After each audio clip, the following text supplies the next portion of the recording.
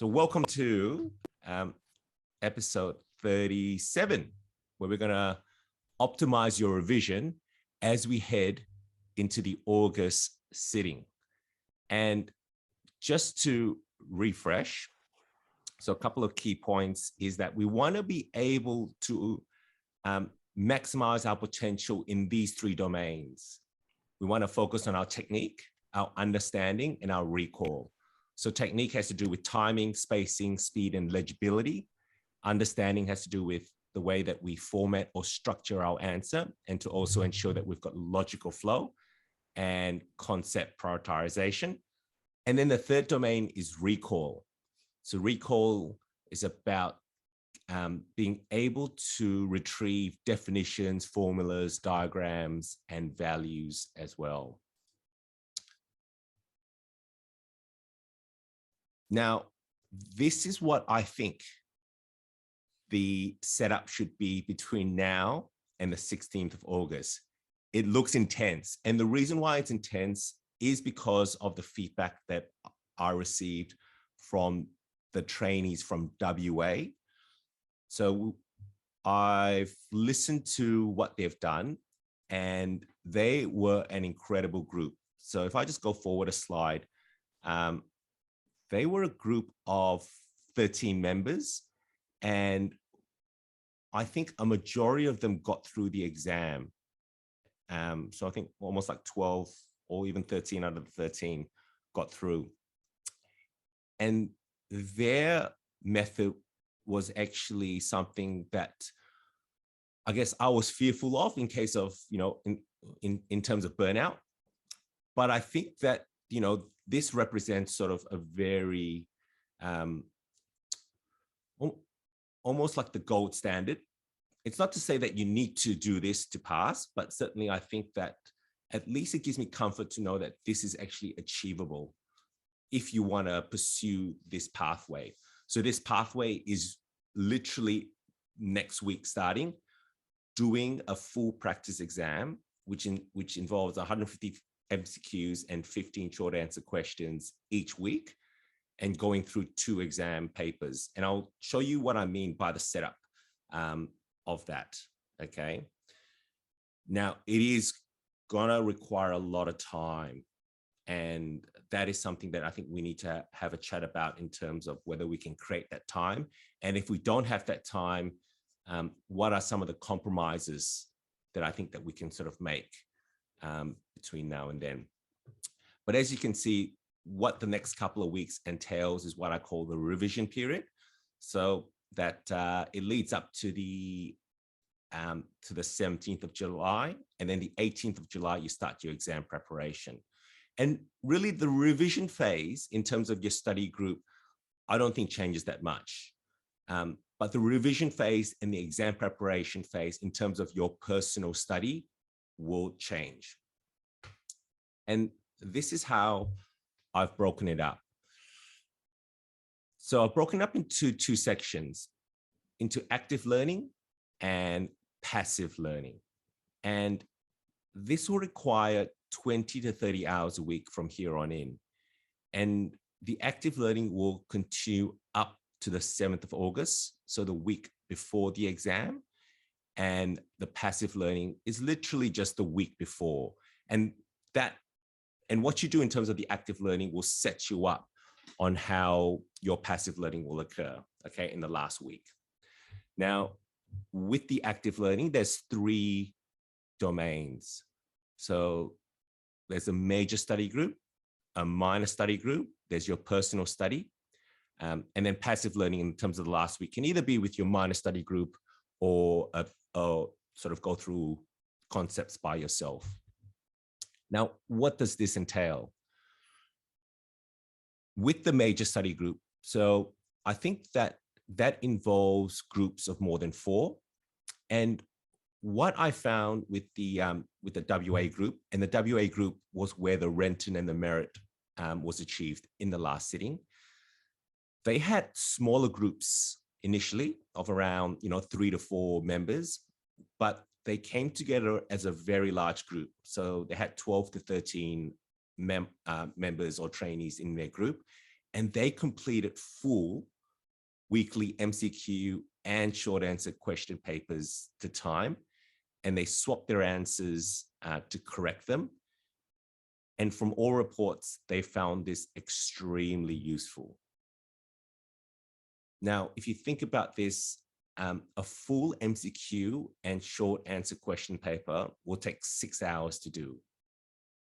So if you account for like a break in between and also time for revision, this is a big day. It's literally a day a week dedicated to doing a full practice exam. And the session should be around 7 to 8 hours. I'm hoping that with this whole community here, if you find that you're not able to have that big group in terms of because of where you are, that you're able to connect with everyone here through the Patreon and be able to find other trainees around Australia. And you can do these exams through Zoom. One of the ways that they were creating these MCQ and SAQ papers was through Mac 95. And initially, I think that by all reports, they were running the MCQ exam through Mac 95, but they did find after a couple of weeks that it got quite repetitive. And so I guess the other option would be to consider like the Anki decks, which I'll talk to you about, to create your MCQ paper, okay? But certainly, I think what I've learned and what I've sort of evolved over the last couple of months is that it is possible to do a weekly MCQ and SAQ full paper to time, okay? And certainly, seeing the preparation of the WA trainees who did that, I think they were extremely well prepared for the last sitting. Now, this is what I think I call sort of the minor study group. So this is probably the study group that you sort of have come along with since since the start of your study. So often it comes in groups of 3 to 4. And again, you meet weekly. And again, it's a process of active learning. So what I want you guys to do is, cover at least 1 to 2 papers. So at least 30 questions. And the WA trainees who I spoke to, they actually followed what I advised, and what I also tell my trainees to do as well. It's that for each short answer question, and be really strict with your timing. Write down all the key headings, concepts, and this will be your structure. And take 2 to 3 minutes to do that. And then after that, take turns to present your answers to one another. So that should take about 4 to 5 minutes.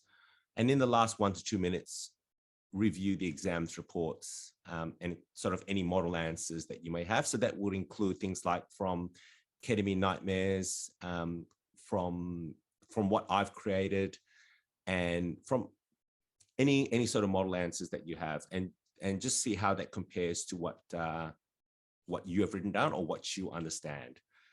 And that session should be around 5 to 6 hours.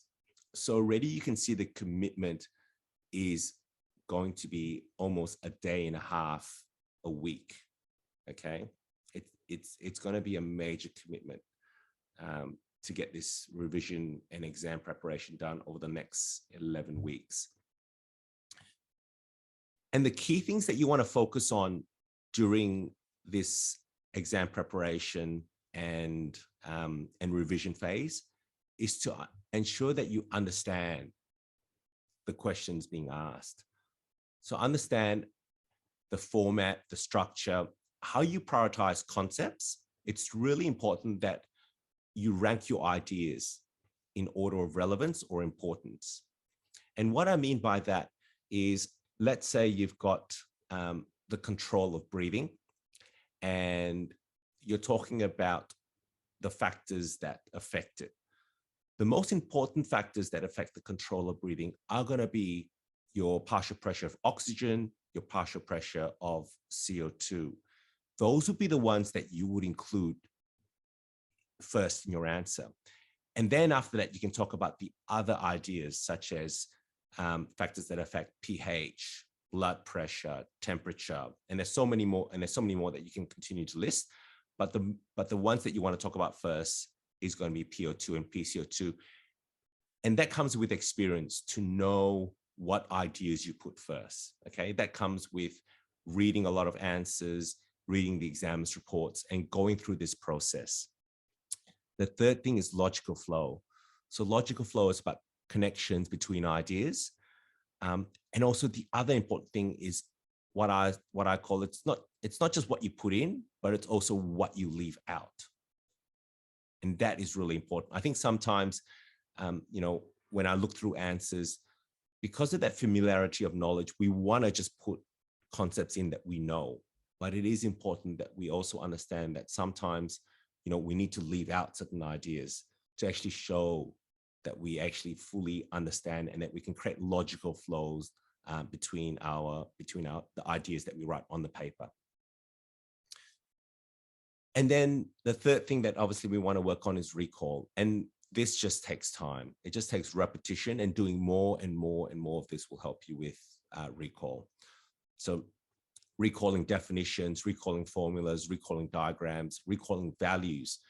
And the more that you do, the more that you will understand what definitions are important to be recalled, what formulas are important to be recalled, what diagrams are often drawn, and what values need to be known.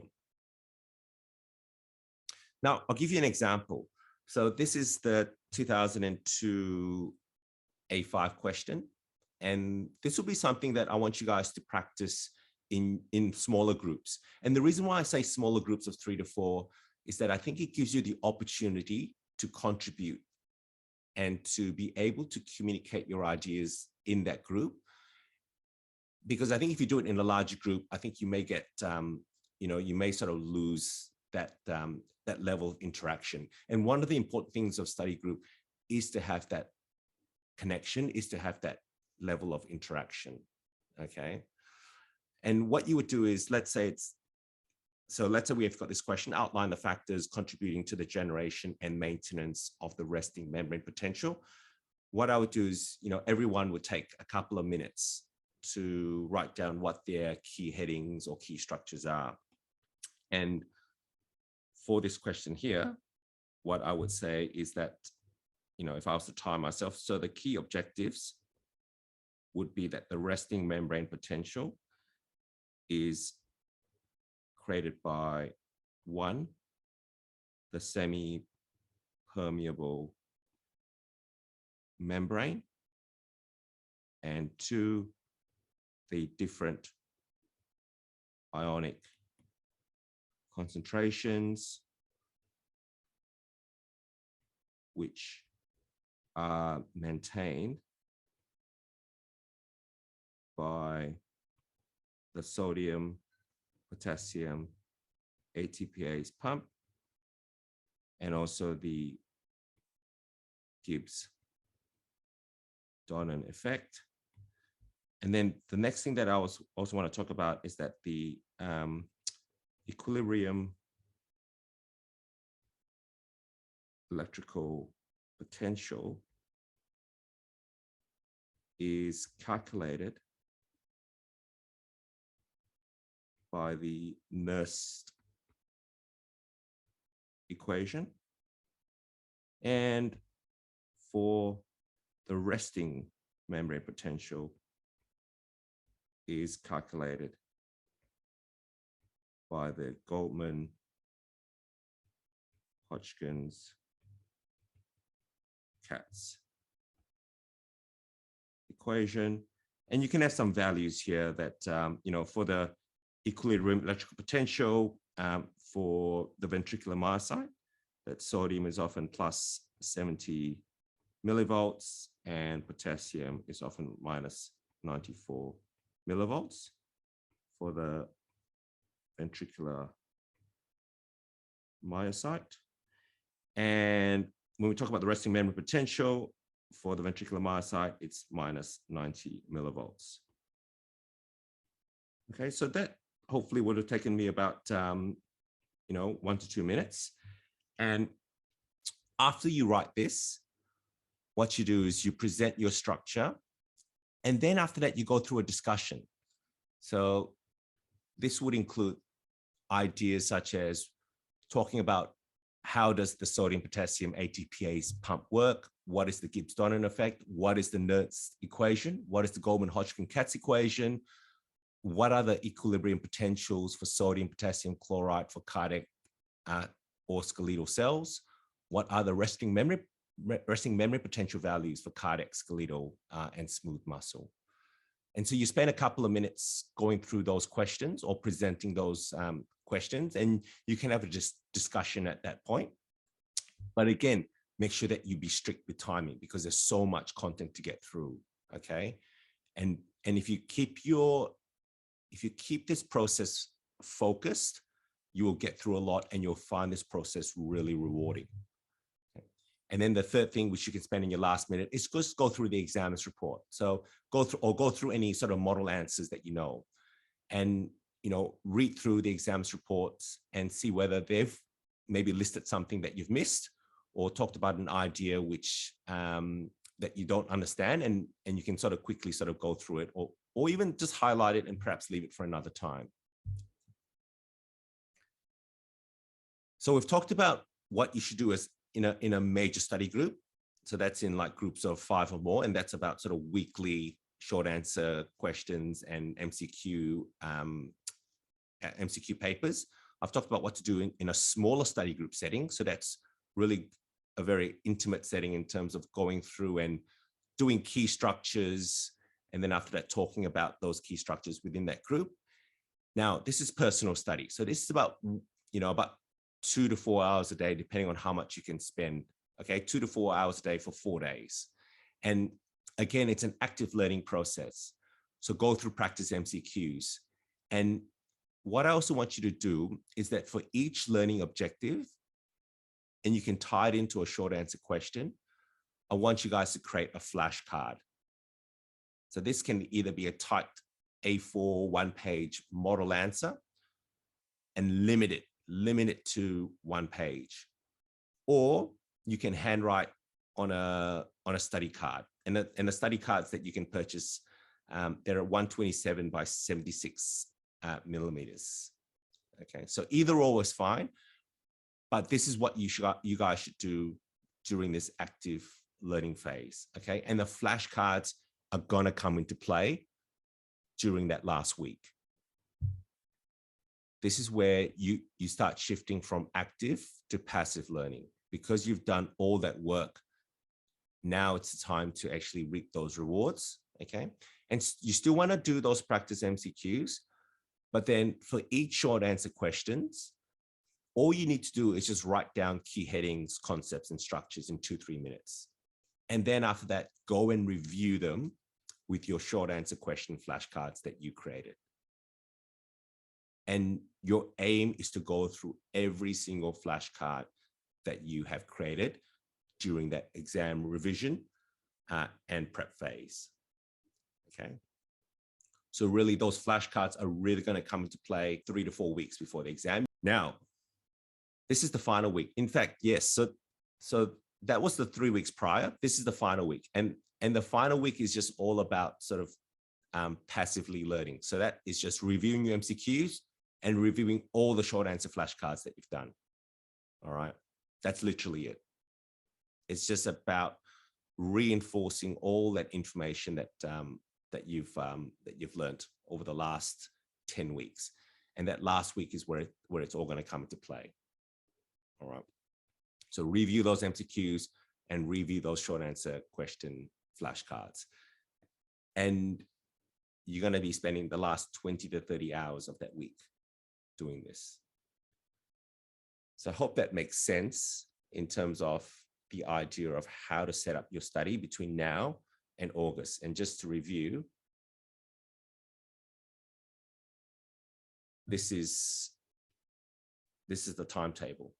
Okay, so practice exams with your major study group, go through papers with your minor study group, and then your personal time is all about creating, going through MCQs and also creating flashcards. Okay. And then during this exam prep phase, that's when you start writing what often people call show me the money answers. So show me the money answers. Those are short answer questions done in 3 minutes, and then reviewing your flashcards. And literally the last week, you just go through those flashcards again. Okay. And you can see that, you know, it's a major commitment to be doing this, but it's a successful formula. If you can actually create the time, I think, to do a practice exam each week, and to then with your minor study group go through at least one paper, but 2 papers would be ideal. Because what you want to do is you want to go through the last 10 years worth of paper, and, you know, looking back at how the exam is done, 70% of questions will come from the last 10 years.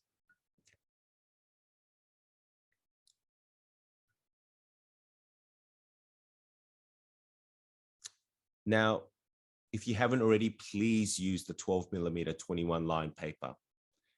You can buy them online. There are books that are produced like this, but if not, email me, or in fact, what I'll do is I'll put a post up with this exam paper template. I think there's one previously, but I'll put them up again for those who have just recently joined, so they know how to, they can download it and they can print it. But you can certainly buy this off any sort of bookstore, online bookstore, or even Officeworks. I think we'll have it. Now, don't use 8mm 32 line, which is what the majority of textbooks come in. And just to give an example, so this was a trainee who recently passed the exam, and this is, you know, the answer that you know, they would send in to me on a 8mm 32 lined paper. And what I did was I told them to move over to the 12mm 21 line. And so this is just another answer like that. But you can see how in terms of the layout, it's very cramped. And in terms of the flow of logic, it's very hard to sort of follow these ideas down, especially when you've got, you know, a line like this. And they're all conceptually correct, but it's very hard to sort of follow the logical flow of this answer. And this was something that we really, really worked on that I sort of really worked on with this trainee. And, you know, my experience that 3 pages is the magical number. If you can do 3 or more, if you can do more than 3 pages, fantastic. But aim to answer your question over 3 pages. And same trainee, but you can just see now how the layout and flow is just so much more different and so much more easier to follow. So, you know, you got the start here, you got hazards, she's listed everything, A, B, C, D, E, F, and then, you know, she's got a third idea here. Much, much easier to follow. And it just makes it so, I think, just makes it so much easier for the examiner to mark. I was having a chat to an examiner actually the other day, and I think they do a lot of work to avoid what's called unconscious bias. But I think, you know, I think it's just natural that if you've got an answer that presents itself logically and you can follow the ideas seamlessly, it makes it a positive experience for the examiner, and they're very happy to give you marks. Whereas something like this, I think it makes things a little bit more challenging for the examiner to sort of work through those ideas and actually get the understanding that you know, that the trainee actually appreciates the concepts that the question is asking. Okay, so remember, spread out your answers across 3 pages. Now, I've done a section on this, on how to study for MCQs, and I just want to quickly go through it for, you know, any of the new Patreons that are here, there are published books online. So these are the published ones that you can access through the ANZCA library. You just need to put primary FRCA in the search box, and you can get a bunch of books that you can go through other different sorts of MCQs.